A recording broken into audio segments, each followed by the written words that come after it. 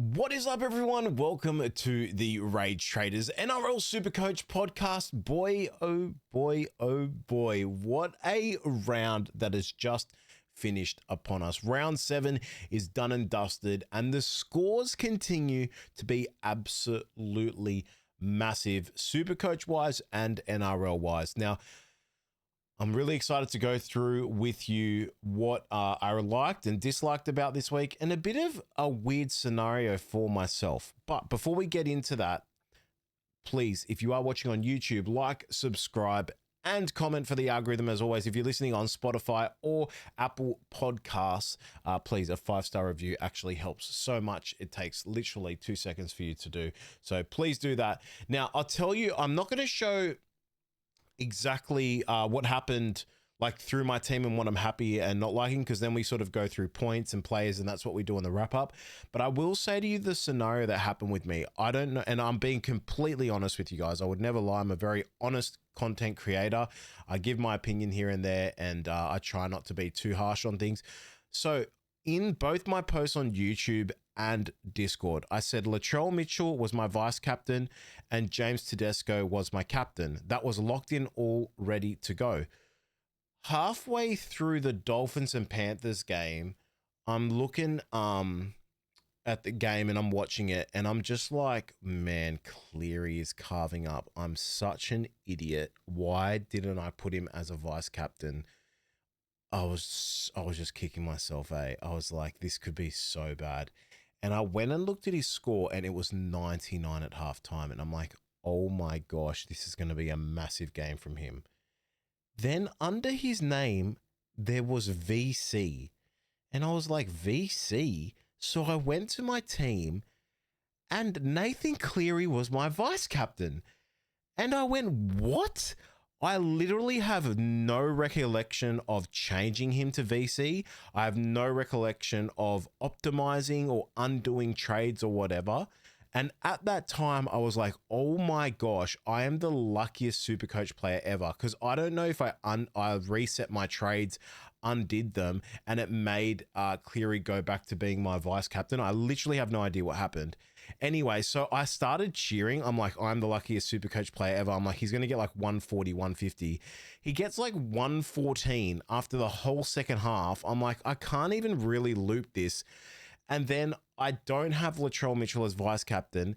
Then Latrell goes absolutely off his head. And I'm like, oh my God, do I just make Tedesco captain? And I'm like, no, be safe. It is what it is. It's done. Then Tedesco goes off his rocker. And I'm like, bro, Supercoach it does wonders to you sometimes. So I'm not complaining, because I'm still happy with my decisions in terms of, look, I've got these players in my team. I got Teddy in at the most perfect time. I'm super happy about that. We didn't get 2 massive scores as a vice captaincy loop or a captaincy. That's fine. We go on. I finished off currently with a 1501 with obviously updates pending, but super happy with that. And that was the week for me. We'll get into some things about my team later on, but let's start off with the wrap up, eh? Let's get straight into it. My Cowboys having one of the worst games, if not the worst game of the season so far for me. It was the hardest watch as a Cowboys fan. Yeah, just so many errors, especially against a team without a turbo, who goes down with a hamstring injury. Now, I'm pretty sure the update on this is it's over a month, so he's going to be a must trade out. He only got you 10 points here, and depending on your team, he is very much likely to be the person's score or the player score that drops out for you this week. So he's going to be a must trade next week. For me, I'm heavily considering that to go straight to a Nico Hines, but we'll have to wait and see. Again, let's start with the Cowboys. Now, they only score 6 points in this game against Manly Seagulls at home. It's absolutely wild. Dearden and Cohen S with the 77 and Dearden with the 72. I thought Drinkwater looked really fatigued and tired this game. I was really scared not owning Drinkwater this game, because of the news as him possibly signing with the Dragons on a $3 million-ish contract or something like that. I was like, man, this guy's going to be playing for that contract. He comes out with the 38 in Supercoach points. So many errors, looked off his game, looked really, really bad. So did a lot of the Cowboys, but he was up there with them in terms of who just looked really, really off. Tommy Chester gets out of this one with a 68. You'll live with that. And honestly, Lukey 46. Yeah, look, in a game like this, these guys that we know a bit of a base beast and kind of like the scorers of the team, you just got to go on to the next one with these. McKaylee, sorry, he was a sort of cheapy people were talking about in the 2RF. He was very close to scoring a try, got disallowed for memory. He gets a 45. I don't think I can look at going him. However, Laybart, a measly 30. And honestly, nothing crazy. If you did go Sonny Luke this game to try and like capitalize on Reed Marnie's injury, well, he only got a 33, so that backfires in your face as well. Honestly, I'm not considering anyone else in this team. I've got Purdue, Lukey, and Chester. That's all it's going to stay at for now until I see some more consistent form from the Cowboys. Now, let's speak about the Sea Eagles here because Sea Eagles are very interesting. You've got Lehigh Hopewadi and Cooler doing very, very good work on that left edge. Now, when Tommy Turbo went down, I'm pretty sure from memory it was Cooler that went back to fullback. You can correct me on that if I'm wrong. But Lehigh Hopewadi getting some very easy tries this game, gets out for 103. Now the reason why I flagged this is if we're going to start looking at Origin and the draws and the buys, Manly are quite interesting because they don't have the round 12 bye. They have Sharks in 13. Souths in 14, but then they do have the bye in 15. But again, if you want to target someone like Kula or Hopewadi, I think that could be something you possibly look at.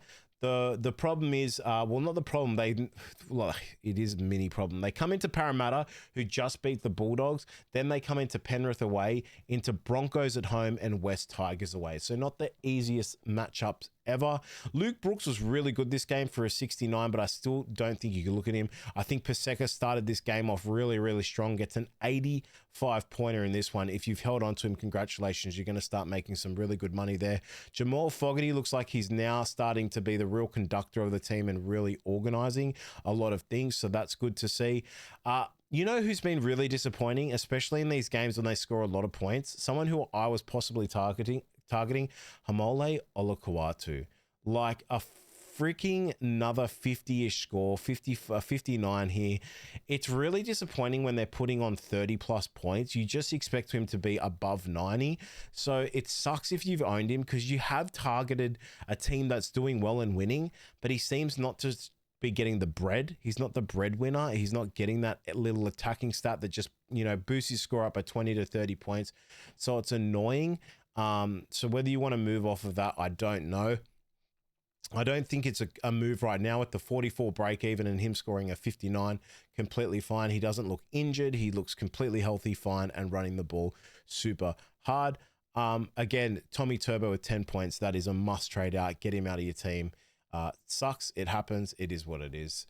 All right, let's go to the next game. Raiders versus the Storm, 26-22. The Raiders pull this one out, and Storm, I think it's 5 losses in a row now. If you did trade out Suafar Logo, 102 points here. This is why I was saying he's definitely not a trade out. I mean, this guy can just pull an easy 60 to 70 out of his back pocket and really burn you in Supercoach. Again, someone who he should be, and I spoke about in my pods video, Jerome Hughes. An easy 97 points between like Hughes and Munster. Hughes seems to be the super coach guy. A break even of 147. This guy's going to lose some cash here. It could be a little pod play you look for, especially coming into like that origin period as well. But again, Hughes right now, he comes in to having Souths at home, Dolphins away, West Tigers at home, Parramatta away, Bulldogs away. And remember, that Bulldogs away game in round 12, so there will be restings there for the origin picks for each teams. Nick Meaney getting a 76. Nice to see. He finally has a quite a nice game. Will Warbrick, a bounce back 73. Harry Grant, 61. This is what I've been talking about since the start of the season. I know Harry Grant started very, very hot, but to me, he hasn't really looked really good after the first 3-ish games. plots away, gets his 60, you'll live with it. But for me, like, he's a big facilitator and he just needs to attack a bit more. Yeah, and he's looked a bit off in the last few. That's my opinion, though. Stefano Otoikamanu, 52, really under like, I mean, if you have Stefano over Haas, you're obviously happy with that because at least one is not injured, and that being Stefano. But the thing is, his ceiling is quite low, in my opinion. Like, he just gets you casual 50 to 60 each game. So it kind of hurts when there's Twirls out there, when there's Terrell Mays out there that you'd rather in your team. Joe Chan with the 52, but I do think he still was a trade. Cooper Clark, for those who went there, being one of the bigger trades this week, he got a 50 this game, but I didn't believe in the trade. Neither did I believe in the other. Some of the ones we were talking about we'll get to later. Munster 49, it's getting a bit like you just have to hold him now because it's just he's losing a bit of money. But yeah, you expect a bit more from him. Is it Watere? Sorry if I pronounced that wrong. Manea Watere, $268,600 with a break even of 9, getting a 44. Not too bad. Could be someone we look at, but I don't know what's going to happen with this Melbourne team if they just keep losing. Could positions be flung around? We just have to wait and see. Nothing much else to talk about for the Melbourne Storm. For the Raiders, Simi Sasagi, again, proving me wrong. It seems like this guy is just becoming a keeper. Is it too late to go there? I think I said last week, like, you have to get him now or never. It might still be. The problem is, right, is if he continues doing this, he's just going to be the guy to have. He is the dual position 2RF CTW. West Tigers away, Gold Coast away, Penrith into a bye in round 11. That Penrith game is at home at GIO Stadium. Then I think maybe what you could do is you could possibly target him in round 12 for Dolphins at home, North Queensland at home, Sydney Roosters at home, Parramatta away, Melbourne away, St. George at home, bye in round 18. I really like that. They're not too affected by the origin, so that could be a nice little run for them. Or you could just literally get him now and just say, look, you're going to be in my team, I'm going to hold you, and that's it. But maybe it's too late now. You wait until the bye in round 11 and snap him up after that. But he's proven me wrong, and I'll wear that on the chin. It might be a bit too late to get him now. Hudson Young with another 95 this game. Strong, gets his try here and there and gets a nice little score for you. Horsburgh was really, really strong this game. A 94. That's really huge to see considering his $483,000 with the 76 break even. He's going to go a tiny bit up in price.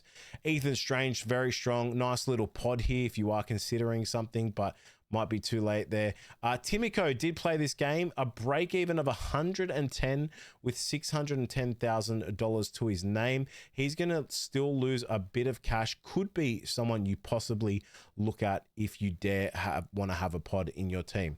Tarpanay 62, again, this is where he lives. Ethan Sanders, for me, 53. He was one of my reserves. Happy with that. I'll take that to the bank and go next.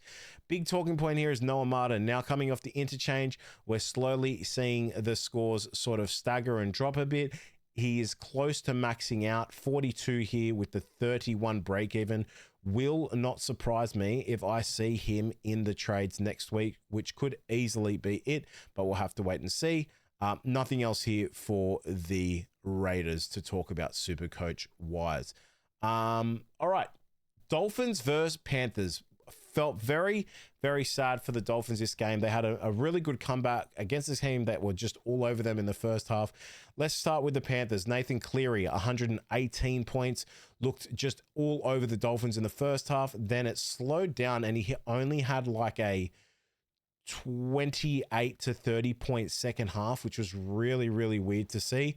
But again, a total of 118. You're not going to complain. He was my vice captaincy and my loop.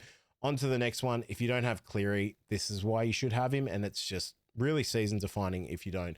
Blaze Talagi, 100 points, really, really strong. Same as Isaiah Papali'i with 90. The team was just clicking. Big one for me is Isaiah Yo.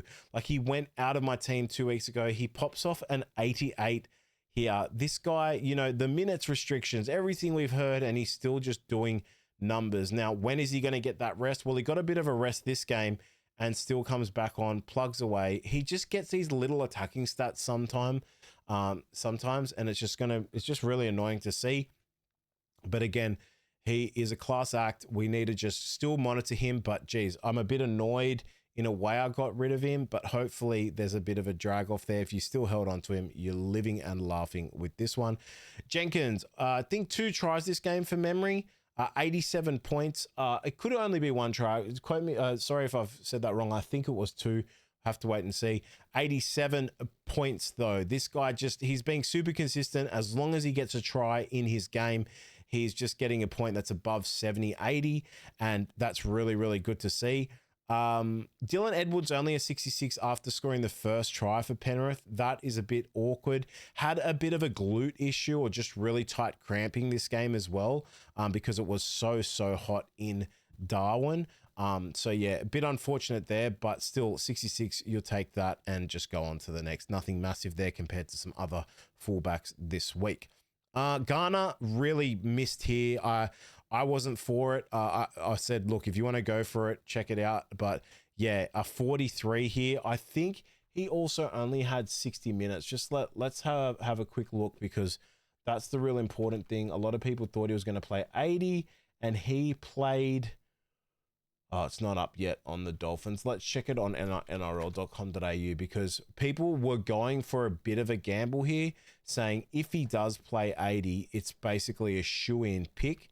But I don't think that happens. So really sucks there. Yeah, here you go, 66 minutes. So still a nice amount of minutes. I just think I didn't really like the trade, especially what we have available in 2RF. So a 43 in 66 minutes. That also went to extra time, by the way, if you didn't know. So that's why some of these scores are a bit bigger. So the Isaiah Yeo 88, that's going to be a bit inflated, same as the Papali'i. These are why they're a bit higher.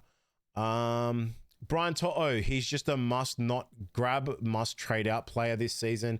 Everything basically goes left, and sometimes he just never sees the ball because it stops with like Garner or Paul Alamotti.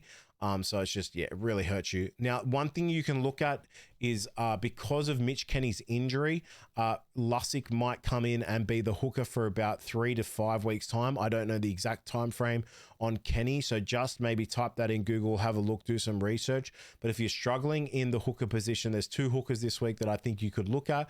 One is Freddie Lussick, and the other is not Riley Smith, Talon De Silva, because Riley Smith did have an injury that you can do your own research on as well. But yeah, crazy here to see if you are stuck. Lussick could be a little easy play for you. Nothing much else here to talk about for the Penrith Panthers. Going to the Dolphins, Herbie Farnworth, 134 points. This guy is the Supercoach king. I don't need to say it. If you don't have him, get him in. Over the origin period, he's going to be absolutely massive. It's time that you just understand you should always be starting with this guy. He's just a beast. Hammer, massive this game for 122. Jake Avarillo's been a really nice pod who I spoke about lightly. 65 break even, now at 110 points. He's going to make some cash. It might be too late to get to him. Selwyn Cobbo had a strong-ish game, 89. I think that's his best score of the season. So that's something to monitor and watch depending on if the Dolphins do get better. Fina Fuiaki, someone who I think I'm really starting to target now. I wanted to sort of wait and see who the 2RFs that keep standing out to me. The thing that I'm noticing is that Fina Fuiaki is just putting up insane numbers without massive attacking stats. Simi Sasagi is getting attacking stats. The right side is flourishing. He's getting try assists and tries. But I think Fina Fuiaki is likely going to be my pick I go for first. If we look at the Dolphins draw, that's something we also want to sort of look at as well, because they do have the round 13 bye, but not the round 12. Then after that, they have no bye until round 21. That's really, really massive. Now they just versus Penrith. They come against New Zealand, Melbourne Bulldogs, South, Canberra. Now, 3 of these games are away at New Zealand, South, and Canberra's home ground, but I still think he's a bit of a base beast. And round 13 bye, that's okay. He'll be coming into North Queensland in round 14, which there should be restings there for Origin as well. So it could be something we really start focusing on, but maybe he's just a guy that could be a season keeper and you just live with what he gets each week. The base is just so high. He's doing a lot of work. Also, someone else I spoke about in this game, Max Plath, 67 points, 53 break even. He was one of the pods I spoke about that was on a bit of a watch list. That's a nice game from him. Tom Gilbert, 72. Isaiah Katoa, I don't think he's someone we look at, only getting a 50 this game. Nikarima had a really weird game this game and a bad tackle that's put him in the sin bin. Lemulelu, 57, but we're not focusing on him at all. And yeah, that's your wrap up for the Dolphins Panthers. Get Herbie in. It's a must. Warriors versus the Titans. Wow. Well, I thought this was going to be a whitewash game. I was wrong. Titans had a bit of a bounce back and heart to them. Faye Money been huge. He's now the CTW. I think if you don't own, you can definitely look at getting in. -9 break even. 330,000. He gets a 94 in this game. Now they do have the bye next week, so you do have an extra week just to sit off, then get him. Cooper Bye getting a 90 in this game. Absolutely huge at 331,000 with the -4 break even. Tino's best game of the year so far, getting an 81. Kinney getting a 75 as well. I was really interested to see what type of score Kinney will get. I don't think it was a trade in this week because of the bye, but now you can monitor that. Now just be wary that the draw for the Gold Coast Titans is coming up after the bye, being Canberra at home, Sydney Roosters away, Newcastle at home, Manly away, into a bye, into Broncos away, and West Tigers away. So not very strong for them. Moran, 73, Jojo Fafita, 62. Fermor does his thing with 61. Jaden Campbell, a very, very subpar 40 in a game when they score 20 points. That sucks for Campbell owners. Talking about Warriors, so glad I traded this guy in a few weeks back. Jackson Ford, 101 points. He's proving now to be, I would say, with Terrell May, the two guys you really, really want to look at, then followed by like Carrigan and Twile. But Jackson Ford just putting up some elite numbers. Really, really good and happy I owned him. If you don't own him, it's getting tough. It's getting rough. A 71 break even at $714,700. He's going to go up in cash here. It's going to be hard to get to him. And do you favor someone like him over like a Nico Hines, a Nick Cleary, a Latrell Mitchell, a Herbie? Most probably not. So maybe you just have to live with this one. Aaron Clark, 90, huge, but he's been a bit inconsistent Supercoach wise in the last few games. I spoke about him as a pod as well. Roger Tuivasa-Sheck, 56 break even and gets an 82 here. Nice to see. Thought he was really strong at the start as well. 469,000. So pretty cheap still, and someone you could look at if you want. Chanel Harris-Tavita, 68. Getting, he's going to be really cheap. Chanel Harris-Tavita, someone we're not really speaking about. 68 points with 113 break even. He's going to be super, super, super cheap. The Warriors draw also. They're coming in to the Dolphins at home, Parramatta away, into a bye in round 10 with Broncos, St. George away, Penrith away in round 13. Don't know if there's going to be restings there, into a bye. Tanner Boyd, 50. It might be close to time. I'd say it's time to jumping off ship, taking your money and running, because a 50 on 114 break even. If you didn't do it this week thinking you might have a big game against the Titans, I would now jump off. Mitch Barnett, 61, DWZ, 61, and nothing else really Supercoach relevant. Maybe Capewell, if you went there, a 44. That's where he sort of lives around anyway.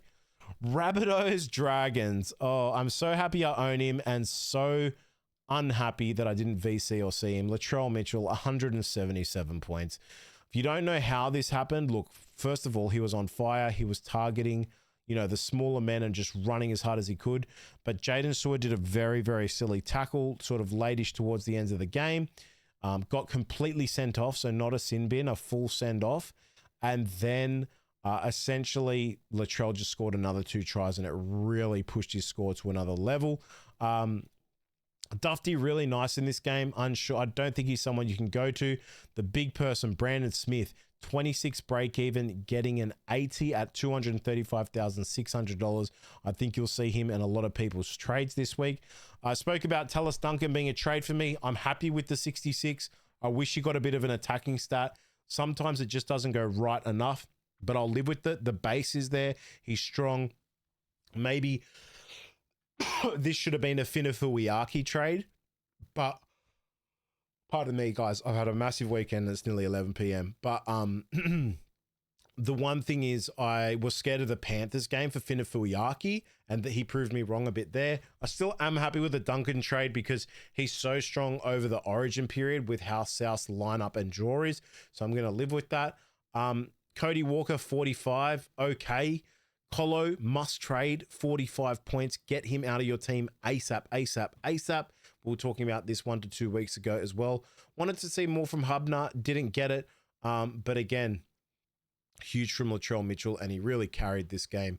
Going to the Dragons, well, all fire is loose. Now, the reason I didn't speak about Toby Couchman in my pods video was because Ryan Couchman will be returning next week, but 107 points for Toby Couchman. Jeez, he's on fire.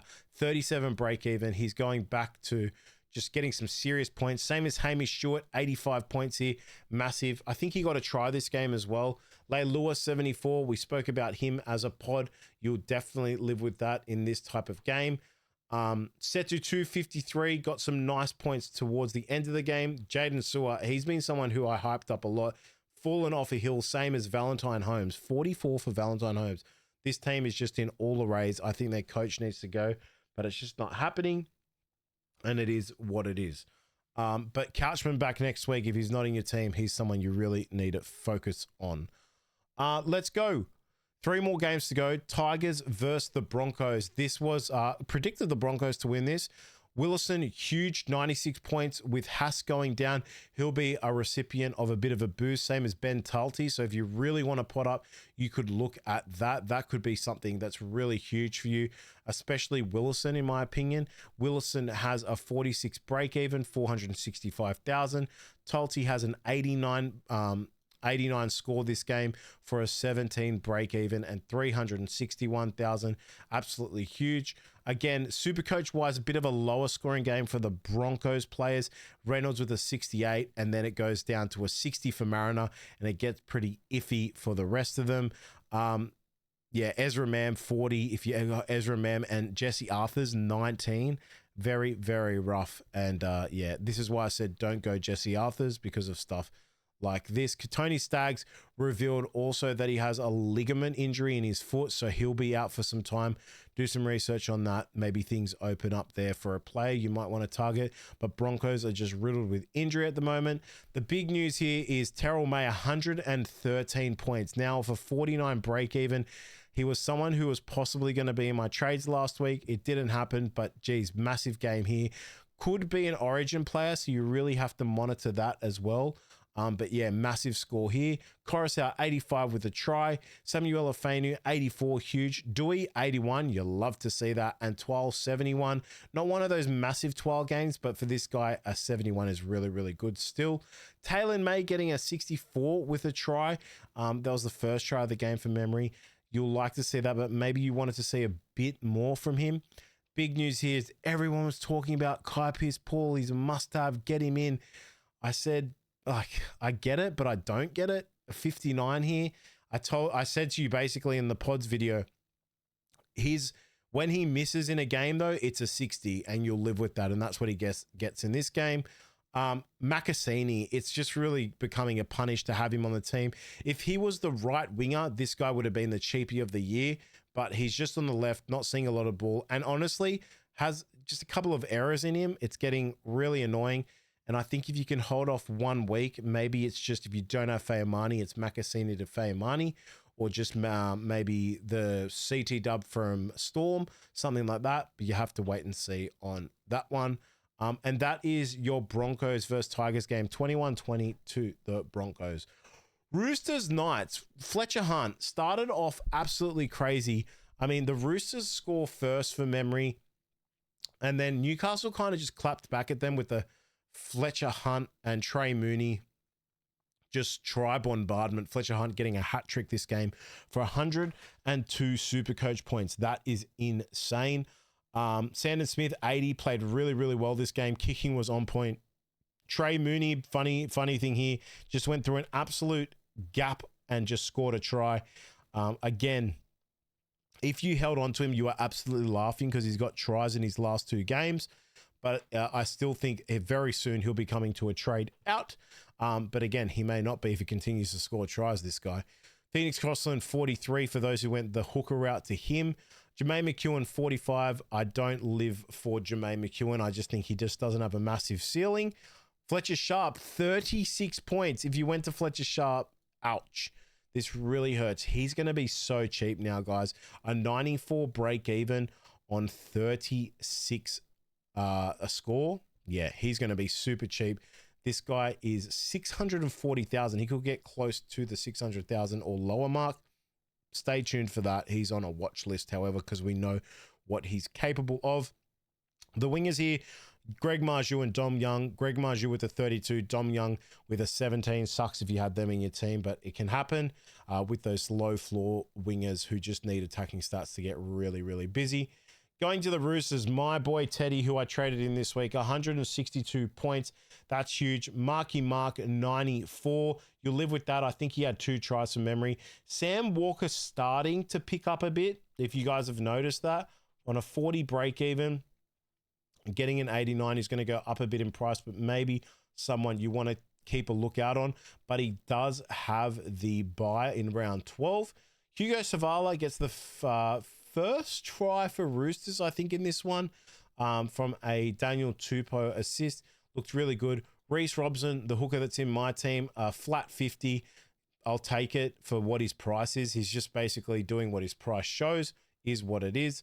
Naf White, 36. That really, really sucks. Connor Watson, 35. Something's going on there. I think they're just completely off him. And now that he's been like let off to leave, they're just investing in Robson and not really caring.